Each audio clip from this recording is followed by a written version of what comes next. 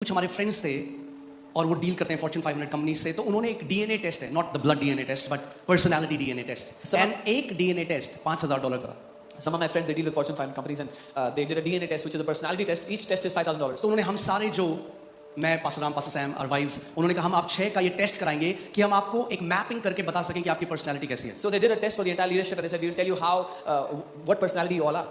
सो test के result आए, The results came. मेरा रिजल्ट आया कि I am 1% detail and 99% creative.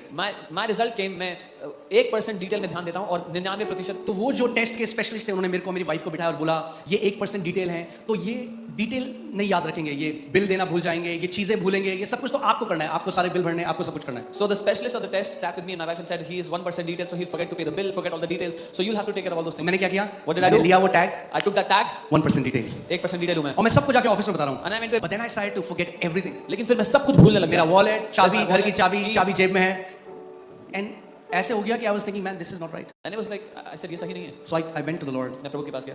I said Lord, मैंने कहा, प्रभु, जिसने आपको बनाया है ना, He who केवल has उसको made- अधिकार है आपको टैग करने का। the one who has made you, only he has the right to give you a tag or a name. सो मैं जब प्रभु के पास गया, मैंने प्रभु मैं सब बोल रहा हूँ, प्रभु ने मुझे कहा क्या मैंने बोला तू 1% डिटेल है? When I went to the Lord and I said, Lord, I'm forgetting everything, he said, did I say you're 1% detail?